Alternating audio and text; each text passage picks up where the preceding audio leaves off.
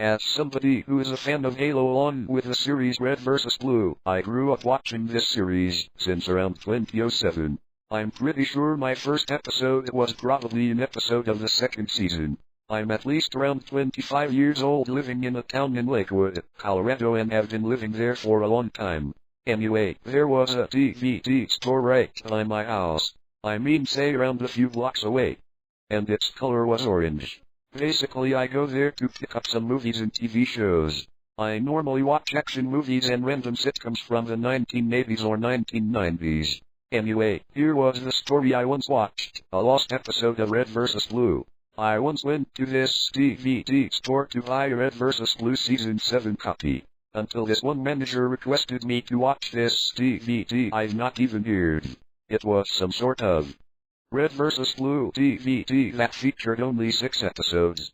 5 of these episodes were actually episodes from different seasons all mixed together. The DVD was at least around $1.99, so it was pretty much something cheap, and I bought this DVD. The DVD's cover was that of your typical Red vs. Blue DVD, however it has a title called The Rochester Incident. It's pretty confusing on why it's even titled as The Rochester Incident. The only thing that makes a little sense is that Rochester is where the creator of Red vs. Blue, Bernie Burns, was born. When I got back home, I put this DVD inside the DVD player. I would put on the TV at that juncture, and when the menu screen came on, it featured some episodes from mixed sagas. There was even the pilot episode of the whole show. This lost episode was only titled Puddle. The question is, why is the episode even titled Puddle? The episode looks like it comes from the Recollection saga. Anyway, our episode starts with the first scene with Church and Caboose fighting over some shotgun. "No, you can't take my shotgun, it's mine. It's mine," Caboose said to Church. "Oh, for God's sake, Caboose, it was literally my shotgun." Tucker would then stop this fight. And here's something weird, this feels like a Blood Gulch episode rather than a Recollection one. Anyway, Sergeant Donut came into the scene. Donut tells Church and Caboose that they should have seen the fireworks that were blasted last night. "Donut, this isn't even the 4th of July," said Church. Donut walks away from Church and goes to his base. The next scene cuts to Simmons playing cards with Griff. Griff drinks a bottle of beer, and you're wondering, did Rooster Teeth even use mods for this episode? Simmons was actually setting up a party for the Red Base. Then all of a sudden, we get this random character named Cliff, who was Griff's brother. Cliff and Griff meet each other and set up their party. The party scene began with Sarge and Simmons crouched camping in the boys' wood. Begin to eat and drink as usual. The music was played, and it was some sort of heavy metal music. Cliff introduced himself during the party as a man who is 2 years younger than Griff and would even hang out with Griff at times. I really didn't even know Griff hangs out with someone who wasn't even in the show. The party continues, and Church and Tucker look at the Red Base. "So, Church, what do you think is going on?" Tucker said. Church responds, "They're having a party." They both walk back to their bases, until I get to notice in the background. I rewind at the beginning of the party and get to see this gray hand with silver claws. I wanted to keep watching, if this is something special. I skipped to the morning scene. Church and Caboose had to clean up the mess the Reds caused the night before. Tucker takes the beers out, and Griff was sleeping from all the alcohol he and the Reds were drinking. Caboose literally eats a dropped slice of pizza that was half-eaten. Tucker was sweeping the broken glass, and Church was picking up the food boxes and all that shitload of stuff that dropped to the floor. Then I see this claw again right at the door. I continued watching as it got to my amusement to this hidden Easter egg. The next scene cuts to some field outside. It seems as if Cliff and Griff were fishing with each other. It seems that Cliff has caught a couple of bluegills, while Griff only caught a carp.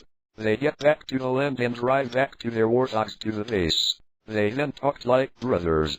Cliff said, "Yeah, seems like you only caught one fish. I get more points. And I'm more of an important brother than you." Griff fights back, until they crash from the fields. They would be abandoned in the fields, and therefore they need the rest of the Reds to help them. It cuts to the blue base with Church, Caboose and Tucker talking about a secret portal that will teleport them to a land to take out an army that has been hacking their systems for a long time. They wanted to hunt him down for trying to mess with their systems and maybe even mess with his systems. What's really weird is that they literally steal items from the red base to pretty much make this. Portal. Tucker, this really is a bad idea, said Church, as Tucker responded, sharing is caring, Church, and you should get over it. Church said, this really isn't sharing, this is stealing. Let's get back to the base. As they go back, Caboose uses a telescope to look at the night light. Caboose yells out, hey Church, I found some stars. The next scene shows Sarge, Simmons and Donut curious on where the hell Cliff and Griff went. Sarge first said, is Griff and Cliff hunting some elites and grunts? Donut said back, I don't know Sarge, they must be fishing in the ponds. Simmons and Donut look at each other. Sarge would respond with, I don't know, let's see if they are at the sea. Please note, I'm still pumped for this reveal of this hand that came throughout the entrances and shit. I'm waiting if this is some sort of reveal of a new character or beast that was originally going to be in this show. The scene cuts to Church stuck inside a pile of boxes. His head pops out and wonders where he even is. He searches for Tucker and Caboose and finds them behind him. Tucker and Caboose said to Church, so I heard the Reds are going to find Cliff and Griff. Tucker responds, got it. Damn it, where the fuck are they? It's been 13 hours and it usually takes 3 to have them come back. Then, I hear some sort of whistle, while Caboose crouches to Tucker. Yeah, there was a whistle that was getting louder and louder, until it stopped. I still kept my eyes inches away from the TV screen to see what's going to come to some entrance or something like that. The next scene cuts to Cliff and Griff talking about how they're gonna get out. They are pretty thirsty and therefore they need something to drink. Griff, there's literally a lake by us. They come to drink the lake water. When they get back to the land, I get to hear some footsteps running on grass. So where do we get out of here, Cliff? Cliff responds with, I do not know, Griff. There is no way we can get out and we forgot our devices to call out on someone. The footsteps get more intense and harder. Griff picks up some sticks from the bushes, and he said, okay Cliff, here we get the sticks to build some hut. The footsteps get heavier and much more intense. Griff responds with, so we going to have to survive this shithole? Cliff responded, well yes, this is the current situation we are talking about, Griff. My eyes peeled towards the bushes between Cliff and Griff, and I was expecting to see something come out. Griff responded, oh boy, guess it's gonna be like the real-life Castaway. It cuts to the angle of Cliff saying, dude, it's gonna be fine, and besides we could possibly get a miracle. The angle cuts back to Griff saying, a miracle? A miracle with no devices to call on people? How is this a miracle when we don't have any fucking support? The angle cuts back towards Cliff saying, hey Griff, we don't need support for miracles. They can happen when some random person finds us. Then the angle cuts towards Griff responding, well, I guess that's true, but we still need support. We still need someone to be called in we, while all of a sudden, good fucking god, I responded as a thing popped out of nowhere as it attacked Cliff. The thing was well ugly, and it's really ugly with its freaky appearance, and he had a tail. He had yellow teeth, rusty metal knives as claws, and he had some really gray skin. Cliff was screaming for help, while he got mauled to shreds by the creature. However, there wasn't any blood, but he was sure screaming for his brother to help him. The creature made this really odd sound where it sounds like a pig squeal mixed with something I can't even explain. Scratch marks on Cliff's armor and the limbs were ripped completely off. Griff tried to use his shotgun, but the problem was it was jammed. The creature used its stinger on its tail to sting him. However, the creature's stinger featured some sort of dark grayish liquid that was actually a mix between lava, acid, boiling grease, chemicals, gunpowder and rat poison. It was injected towards Griff's arm and he began to melt. Yet again, there wasn't any blood. But when he melts, he begins to scream. And his screaming was pretty damn intense. The creature watched Griff die a god-awful death. Griff melted like a candle and he hunched back. Orange liquid melting down from Griff's armor while he was screaming. His screams were so damn ear-piercing to the point I had to turn down my television. His armor would also burst into bubbles while he still screams in pain and agony. When his limbs were melted off, his face would actually be revealed towards the camera while the front of the helmet was melted off.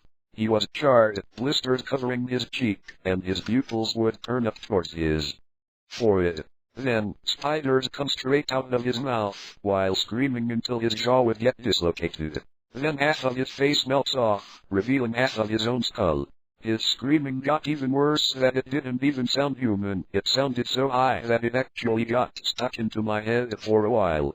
Then the top of his helmet stretched towards the rest of his face, while it actually sizzled. Then I get to see a puddle of orange with only Griff's arm reaching out.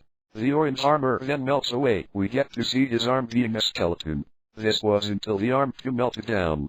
Now it's nothing but a puddle of orange with steam smoking out of it. This cuts to the creature running towards the woods.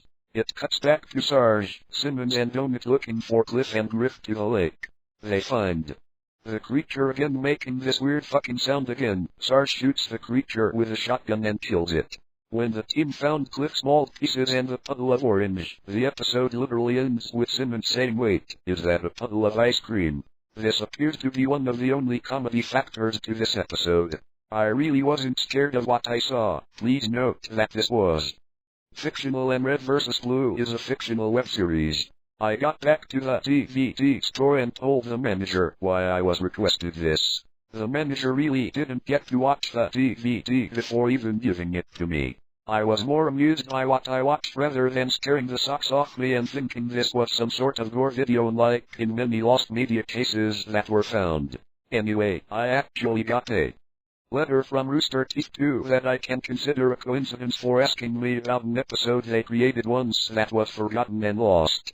The letter read, "Dear reader, back in 2008, we made an unfinished and lost filler episode of the web series Red vs. Blue.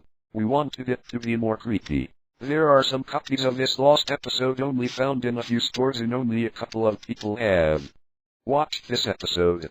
If you watched this episode, please note that at the end of the episode, Cliff and Griff are brought back to life by some sort of substance the blue team found in the red base, and they were out to find the army that hacked the equipment for the blue base. The episode was lost due to it being a pretty filler episode and it wasn't too interesting for our tastes. I hope you enjoy the majority of the lost episode. Sincerely, Rooster Teeth." Now I know why the episode was lost. Although the question is, why did they want to create a random filler episode? Because just to let you know, this isn't even Halloween based. And to be honest, Cliff would be really interesting.